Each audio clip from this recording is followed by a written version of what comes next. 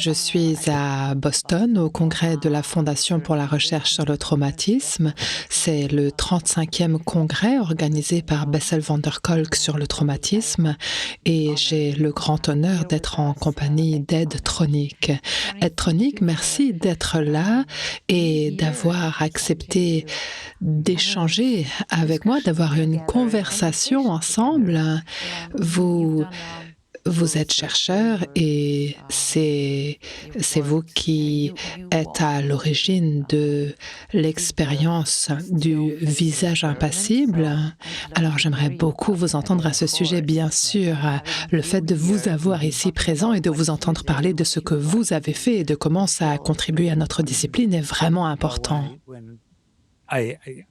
Oui, je suis vraiment très content d'être là et quand j'ai fait l'expérience du visage impassible, c'était il y a longtemps, nous voulions étudier les interactions entre les nourrissons et leurs parents, principalement avec leur mère.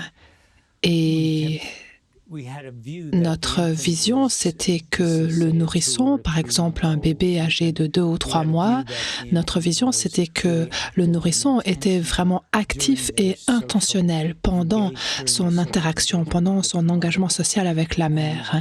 Et je voulais vraiment montrer que les bébés faisaient quelque chose, qu'ils étaient vraiment sensibles aux émotions manifestées par leurs parents et que suite à leur réaction à ce que faisait leur mère, leur comportement changeait.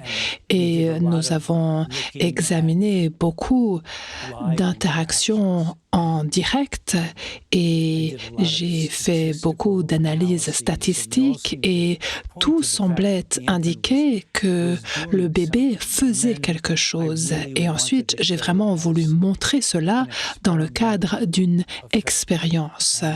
Et c'est cela qui m'a donné l'idée de faire l'expérience du visage impassible, dans laquelle on a une maman qui interagit avec son bébé, puis elle s'arrête. Elle arrête d'interagir. Et la question, c'est que ferait le bébé à ce moment-là? Si le bébé n'était pas vraiment engagé dans l'interaction, alors le bébé pourrait juste regarder autour de lui, avoir l'air d'être ennuyé, par exemple. Mais ce n'est pas ça que nous avons pu observer. Ce que nous avons vu, c'est que dès que la mère s'arrêtait, très rapidement, les bébés réagissaient. Ils regardaient la mère, comme pour dire « Pourquoi tu fais quoi là ?» Et les bébés regardaient leur mère et parfois ils lui souriaient et ils tentaient de faire en sorte qu'elle réagisse. Et quand elle ne réagissait pas, là, ils se détournaient. Mais après s'être détournés, ils revenaient à nouveau pour tenter à nouveau d'obtenir une réponse de la part de leur mère. Mais chaque fois qu'ils essaient et qu'ils échouent, l'intervalle de temps pendant lequel l'enfant continue à faire cela diminue. Et enfin, ce qui se passe tout à la fin, et dans l'expérience, cela ne dure que 2 ou 3 minutes, mais à terme, ce qui se passe, c'est que le bébé, finalement, se détourne et commence, par exemple, à s'auto-réconforter ou à se mettre en retrait comme cela. Et beaucoup de bébés restent simplement comme ça. Certains bébés se retrouvent vraiment bouleversés et se mettent à pleurer. Mais après, lorsque on donne à la mère un certain signal et qu'elle commence alors à interagir à nouveau, pratiquement tous les bébés très rapidement se remettent à jouer avec leur mère. Et c'est vraiment juste une petite expérience qui a été vraiment extraordinaire. Et pour moi, vous savez, j'étais chercheur, je voulais faire une expérience, etc. Mais cette expérience est devenue la pierre de touche qui a montré que les nourrissons sont sensibles émotionnellement à ce que fait leur mère et qui a montré que lorsque les enfants sont stressés, ils ont une certaine capacité à prendre soin d'eux-mêmes, mais s'il y a un échec dans la relation entre la mère et l'enfant, et c'est ça qui se passe là, pas, la mère ne répond plus, ne réagit plus, lorsque la relation ne fonctionne pas, c'est vraiment quelque chose qui a un effet ultra puissant sur le bébé. Et voilà, donc cette expérience a été la base d'un paradigme qui nous a permis d'étudier le stress qu'éprouve le bébé et aussi la façon dont, dans la relation, le stress que vit le bébé peut être réparé et comment la relation peut être réparée. Justement, au sujet de la réparation, cette expérience nous parle vraiment de rupture et de réparation, cette expérience du visage impassible. Et je peux imaginer combien ça a pu être peut-être traumatisant pour les bébés ayant participé à l'expérience, mais aussi combien, quand une rupture est réparée, combien c'est puissant et peut-être que cela apporte quelque chose de différent dans la relation entre le parent et l'enfant. Qu'est-ce que vous pouvez nous dire là-dessus? J'aimerais dire deux choses. Premièrement, je ne crois pas que nous ayons traumatisé de bébés en faisant cette expérience. Si on pense au fait que pendant les interactions habituelles de tous les jours qu'ont les parents avec leurs bébés, quand on les met sur le siège auto ou qu'on va travailler à la cuisine pendant que l'enfant est de ce côté-là, l'enfant aimerait bien qu'on lui prête attention, mais on ne peut pas le faire. Donc, il y a plein de moments où même le parent le plus merveilleux ne peut pas répondre immédiatement à l'enfant. Et donc, c'est un stress que vivent les enfants, à mon avis, quotidiennement, tout simplement. Et c'est l'expérience qu'ils vivent la plupart du temps en réalité. Et le fait que nous ayons examiné ces interactions typiques face à face entre parents et nourrissons, quand nous avons fait cela, nous avons pu observer qu'il y avait des périodes de temps où il y avait une concordance ou un accordage entre le parent et l'enfant.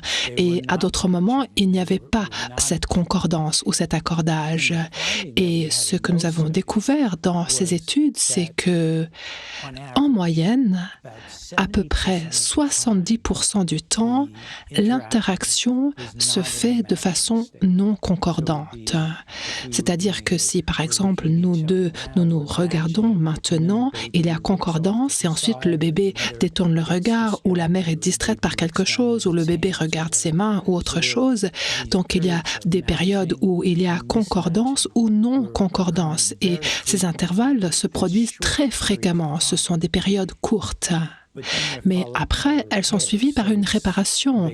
Par exemple, le bébé regarde à nouveau sa maman ou lui sourit, puis détourne le regard. Et maintenant, il y a non-concordance, mais après, le bébé revient dans le contact et il y a à nouveau concordance. Et ce retour-là, c'est justement ce que nous appelons une réparation. Et à mes yeux, la réparation a en effet des effets très puissants, même si elle est très petite. Parce que quand elle se produit, le bébé déjà se sent à nouveau connecté et le parent se sent en lien avec le bébé. Deuxièmement, le bébé a le sentiment que, ok, quand je me détourne et que je suis dans un état négatif, quand je reviens vers le parent et qu'il y a à nouveau concordance entre nous, je retrouve un état positif. Donc, ce qui est très important pour le bébé, c'est que ça lui permet d'apprendre d'une certaine façon qu'un affect négatif peut être transformé en affect positif. Et ce qui est clair, c'est que une des choses que nous voyons avec nos patients ou nos clients, c'est que les patients viennent nous voir en disant par exemple « Ah, je me sens comme ça et je ne peux rien y faire, je suis complètement impuissant ». Et je pense que cela est en partie lié à leur enfance ou leur toute petite enfance quand il y avait affect négatif mais sans réparation. Et donc cet affect négatif ne faisait que continuer encore et encore sans s'arrêter. Et quand la réparation se produit, en revanche, l'affect négatif se transforme en affect positif et l'enfant commence aussi à avoir le sentiment que « Ah, en fait, je peux gérer ça, je peux améliorer les choses, en particulier avec cette personne-là, c'est possible. » Donc, à nouveau, ça renforce la relation. Et je pense que si on considère les expériences traumatisantes pour les jeunes enfants, je pense qu'un processus, ce n'est clairement pas le seul, mais un des processus à l'œuvre, c'est que l'enfant va continuer à vivre des expériences, pas de grandes expériences traumatisantes, mais simplement l'enfant vit constamment l'absence de réparation, l'absence de réparation, l'absence de réparation. Et au fil du temps, cet enfant va commencer à développer un vécu négatif du monde, une expérience stressante par rapport au monde. Et il commencera à se sentir très impuissant, de la même façon que les gens traumatisés commencent à se sentir très impuissants et à perdre espoir. Donc, ce n'est pas un grand événement traumatisant, mais en revanche, ensuite, on peut se dire que si cette personne vit un réel grand traumatisme où il ne peut pas y avoir de réparation, alors ça va changer sa vision du monde, sa physiologie et la façon dont son cerveau fonctionne, la façon dont il est formé et sculpté. C'est justement ce que nous affirmons de plus en plus, que le traumatisme n'est pas toujours, et d'ailleurs dans la plupart des cas, n'est pas du tout lié à un seul événement. Ça peut être des ruptures très petites mais récurrentes qui n'ont jamais été réparées. Exactement, et j'aimerais tellement que tous mes collègues comprennent cela, parce que je pense qu'une des choses qui s'est passée par rapport au traumatisme, c'est que nous disons le mot, nous disons « Ah, ce patient a vécu un traumatisme ». Et ensuite, nous oublions que même si cette personne a vécu un événement terrible, par exemple une agression sexuelle ou une agression physique ou quelque chose du genre, une fois que cette chose-là s'est produite, eh bien après, il y a la période de temps qui va suivre. Qu'est-ce qui va se passer pendant cet intervalle-là? Par exemple, si c'est le parent qui a agressé sexuellement l'enfant, d'accord, ça c'est l'événement véritablement problématique, mais il faut se rappeler que le parent qui fait cela, avant que cet événement ne se produise, comment ce parent était-il parent envers l'enfant? Il y a de fortes chances que cette parentalité n'était pas très efficace. Et donc l'enfant est déjà compromis avant même la survenue de l'événement. Et c'est cela qui rend l'enfant très vulnérable à l'événement. Et ensuite, après l'événement, l'enfant est alors encore bien plus compromis et il y aura toutes les expériences qu'il va vivre après. Et le parent, une fois encore, ne fonctionne pas, n'est pas parent d'une façon très efficace et l'enfant essaye de s'adapter. Et donc, le phénomène est le suivant. Il y a, on pourrait dire, un avant, ensuite il peut y avoir ou non un événement et ensuite il y a l'après. Et le développement est continu. Par exemple, si je suis un bébé et que je commence à voir le monde comme étant un endroit dangereux, alors quand j'interagirai avec les gens qui, en réalité, sont là pour me témoigner de la bonté, de la bienveillance et m'apporter de l'aide, moi, j'ai déjà commencé à penser que le monde était dangereux.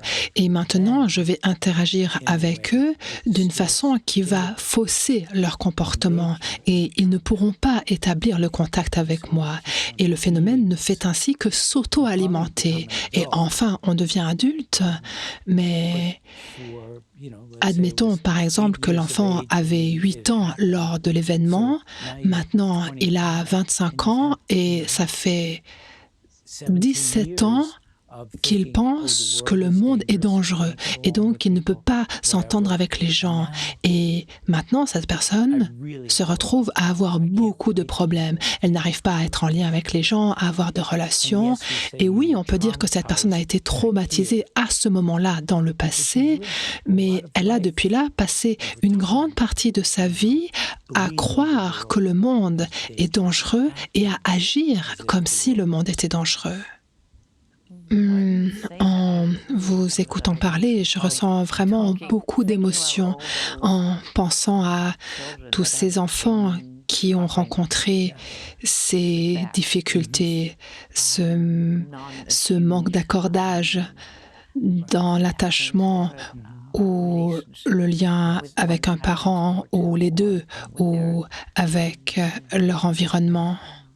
Oui, eh bien, vous savez, je pense que Ma vision, c'est que la relation est véritablement le contexte au sein duquel une immense partie du développement se produit. Car si on pense à un tout petit enfant ou même à un enfant de 2 ou 3 ans, les enfants ont des capacités leur permettant de faire certaines choses. L'expérience du visage impassible a montré que l'enfant peut essayer de susciter une réaction, peut réagir aux gens, mais si l'enfant ne reçoit pas ce que j'appelle son échafaudage, c'est-à-dire de l'aide de la part d'un parent ou d'une personne qui tient vraiment à lui, alors il ne pourra pas gérer le stress tout seul. Et ce qui va alors arriver, c'est que cet enfant qui ne reçoit pas de soutien va se fermer, se tourner vers l'intérieur et développer des défenses contre tout ce qui pourrait le perturber, parce qu'il tente de s'accrocher à l'organisation qu'il a pu mettre en place à l'intérieur, n'est-ce pas? Et s'il n'arrive pas à s'y accrocher, alors cela lui cause de la détresse. Et il va littéralement gaspiller de l'énergie en étant autant perturbé, parce que être perturbé, c'est utiliser 5 ou 6 fois plus d'énergie que quand il est calme et en lien. Donc c'est un processus extrêmement coûteux. Donc c'est la relation qui est vraiment critique pour le développement. Même si les enfants ne sont pas en train de faire des choses dans le monde parce qu'ils jouent simplement, c'est la relation plus que tout le reste qui leur donne le sentiment que le monde est un endroit sûr, que je peux faire des choses dans le monde, que je peux œuvrer dans le monde et y fonctionner. Et si l'enfant ne reçoit pas cela, et si après quelque chose de vraiment, vraiment affreux se produit, alors ça veut dire qu'il n'a pas reçu d'aide, ensuite quelque chose d'affreux se produit, et là, le traumatisme se manifeste par la peur du monde, ainsi que la colère, la frustration et le sentiment d'échec. Et à votre avis, comment est-ce que nous pouvons inverser la tendance? Comment pouvons-nous prendre le chemin opposé? Eh bien, je pense que nous devons considérer la question sous le même angle. C'est-à-dire, pour le jeune enfant, la relation est vraiment cruciale. Et donc, en tant que thérapeute, là où il nous faut travailler, quand on a un enfant qui vit du stress, de la détresse et des peurs, c'est au sein de la relation. Il faut essayer de faire en sorte que le parent puisse commencer à interagir différemment avec son enfant. Et cela n'est pas forcément facile à faire parce que souvent le parent lui-même a vécu ses propres expériences problématiques. Et donc, le parent lui-même sent que, ou a l'impression qu'il est impuissant, qu'il est incapable de faire les choses. Ou parfois, ce qui peut arriver aussi, c'est que le parent considère que c'est l'enfant qui le maltraite, c'est-à-dire qu'il fait des projections sur son enfant. Alors, parfois, il nous faut simplement travailler avec le parent sur ses problématiques à lui, mais ensuite, quand il se retrouve avec l'enfant, le parent doit pouvoir commencer à se dire « Eh bien, ce ne sera pas parfait, peut-être que mon enfant va se fâcher contre moi, mais j'ai besoin de comprendre ce que fait mon enfant pour pouvoir trouver un moyen de réparer l'interaction. » Mais vous savez, ça peut prendre vraiment longtemps, ça. Et de la même façon que le parent, l'enfant a aussi besoin de soutien. Et le parent a donc besoin que le thérapeute travaille avec l'enfant. Et ensuite, si on est face à quelqu'un qui, par exemple, quelqu'un qui a, disons, 25 ans et qui a désormais développé toute une vision du monde, quand on travaille avec une personne de cet âge-là qui, par exemple, ne fait pas confiance aux relations, dans la thérapie, je pense que ce sur quoi on va travailler, c'est étant donné que les ruptures se produisent aussi au sein des interactions thérapeutiques, on va faire en sorte que cette personne puisse vivre l'expérience de la réparation de l'interaction 1 fois, 10 fois, 100 fois, 1000 fois, et aussi l'inviter à réaliser que tiens, nous avons réussi à réparer l'interaction. Parfois, avec les patients, on peut suggérer, par exemple, de faire quelque chose de l'ordre de l'expérience du visage impassible avec le patient. C'est-à-dire qu'on s'arrête et ensuite le patient vit une expérience qui confirme ses croyances au sujet du monde, n'est-ce pas? Personne ne se soucie de moi. Tout le monde sera dangereux, par exemple. Donc le patient vit cette expérience-là et il commence à ressentir la colère qu'il a en lui, mais il va aussi commencer à ressentir la perte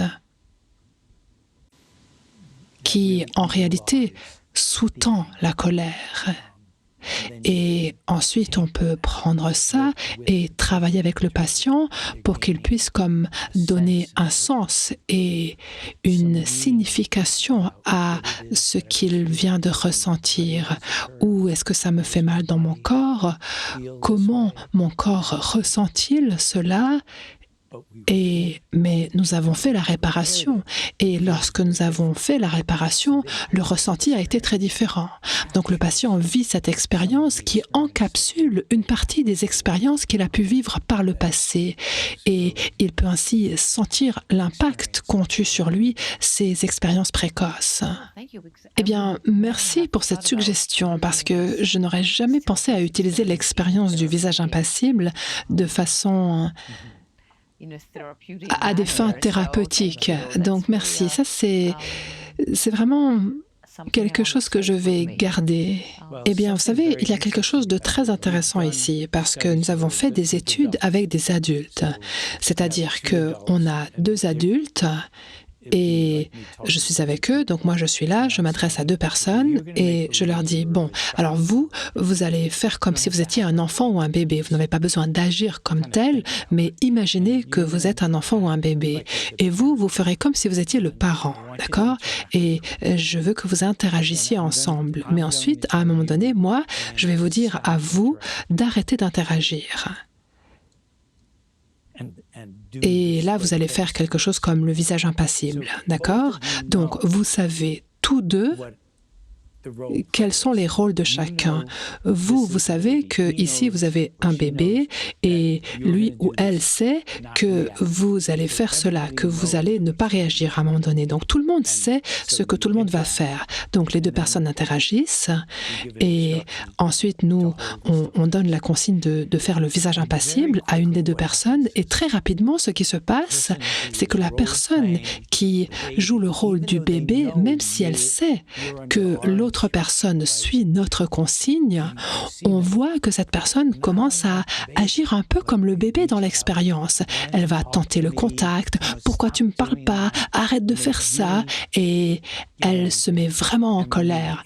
Et ensuite, après, quand on leur demande ce qu'ils ont vécu, ils disent « J'ai commencé à paniquer, je me suis mise en colère, je me suis sentie complètement démunie, je ne savais pas ce qui se passait. » Et la personne qui a fait le visage impassible dira « Ah, je me suis sentie coupable, je me suis sentie mal pour l'autre personne par rapport à ce qui se passait. » Donc même si on sait sur le plan cognitif exactement ce qui se joue, l'effet de ce qui se passe sur notre corps, en lien avec tous les autres systèmes qui entrent en jeu, c'est très semblable à ce qui s'est passé pour les bébés dans l'expérience.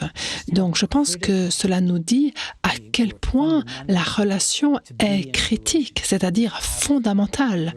Être en relation, avoir la relation, et ensuite, quand il y a violation de la relation, cela perturbe notre fonctionnement. Et ce n'est pas forcément notre fonctionnement cognitif qui est perturbé à ce moment-là, parce qu'on comprend ce qui se passe, mais c'est vraiment quelque chose qui se passe dans le corps. Et c'est aussi ça, l'effet du traumatisme. Le traumatisme perturbe le corps tout autant qu'il perturbe les processus cognitifs. Et cela souligne également l'importance du système d'engagement social à cet endroit-là dans le corps.